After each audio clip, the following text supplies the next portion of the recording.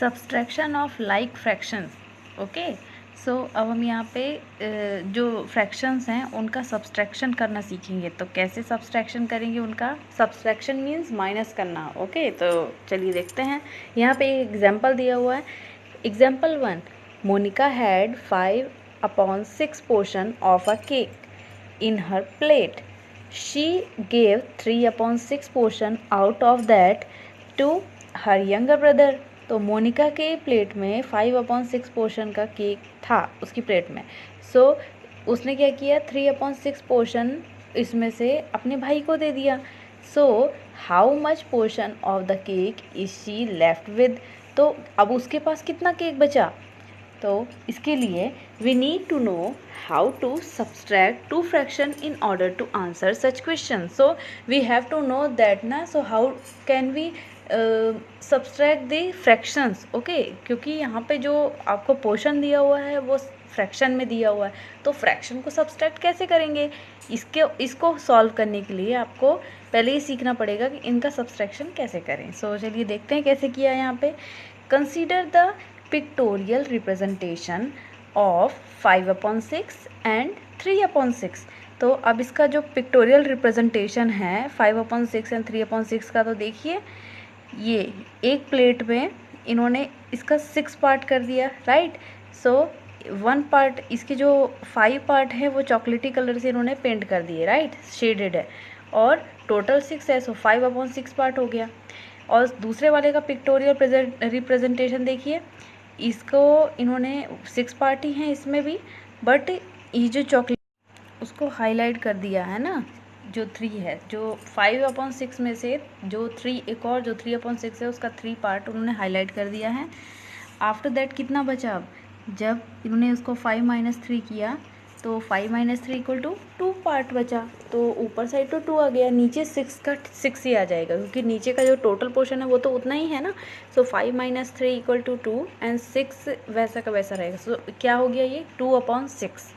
Okay, और 2/6 तो एक कॉमन नंबर है, क्योंकि 2 का जो मल्टीपल है वो 6 है ना, तो कट भी सकता है। सो 2 × 1 = 2, 2 × 3 = 6, तो आगे आंसर 1/3। अंडरस्टूड? तो इसका जो पोर्शन हो गया 1/3 हो गया टोटल का। अंडरस्टूड? इस तरीके से सो स्टेप दी हुई है यहाँ पे, आप कैसे सब्सट्रैक्ट करें किसी भी नंबर को। Subtract the smaller numerator from the bigger numerator. Understood? तो सबसे पहले आपको क्या करना है, स्मॉलर न्यूमरेटर को बिगर न्यूमरेटर से माइनस करना है। ओके, तो जैसे कि 5/6 भी दिया था, 3/6 भी लिया था, लेकिन हमने क्या किया, 5/6 में से 3/6 माइनस किया ना। हम 3/6 में से तो 5/6 माइनस नहीं कर सकते, बिकॉज 5 बड़ा है और 3 छोटा है। तो जो न्यूमरेटर है हमने इनको ध्यान दिया है, तो 5 में से ही 3 माइनस कर सकते हैं, इसलिए हमने क्या किया, smaller numerator from the bigger numerator. तो सब्सट्रैक्ट दी स्मॉलर, जो स्मॉलर था जैसे 3/6 को हमने माइनस किया 5/6 से। ओके, तो हमने ये स्टेप 1 तो फॉलो की है। Step 2, retain the common denominator. तो अब हमें क्या करना है, रिटेन मीन्स बनाए रखना है एक कॉमन डिनोमिनेटर इसको। ओके, तो जो कॉमन डिनोमिनेटर है इनका, तो वो बनाए रखना है हमें, मतलब कि ऊपर वाला जो है वो 1 ही रहेगा, उसको माइनस करने के बाद एक कॉमन डिनोमिनेटर आ जाएगा। जैसे 5 - 3 हुआ तो 2 आ गया ना, तो एक कॉमन डिनोमिनेटर तो बन गया।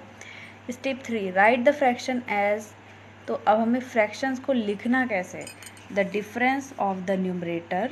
तो जो डिफरेंस है न्यूमरेटर का वो आ जाएगा ऊपर साइड। जैसे 5 - 3 तो क्या आया, 2 आया ना, तो हमने ऊपर साइड जो न्यूमरेटर था वो 2 ही लिख दिया, बिकॉज 5 - 3 = 2, तो 2 आ गया। ये डिफरेंस था ना न्यूमरेटर्स का, ये लिख दिया। अपॉन में कॉमन डिनोमिनेटर आ जाएगा, तो इसका कॉमन डिनोमिनेटर क्या है, कॉमन डिनोमिनेटर मीन्स वही जो 6 है वही का वही, जैसा हमने स्टेप 2 में भी पढ़ा, रिटेन द कॉमन डिनोमिनेटर, तो हमने उसको बनाए रखा, हमने 6 को बदला नहीं, क्योंकि दोनों में डिनोमिनेटर 6 ही दिया था, तो हमने उसको चेंज नहीं किया, हमने 6 ही लिया है।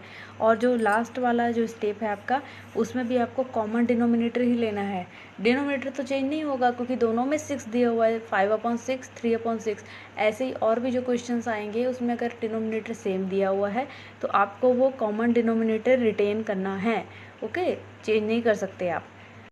ओके, सो बिल्कुल इस तरीके से आप एक्सरसाइज 6.5 भी कर लेंगे। This is your homework for today.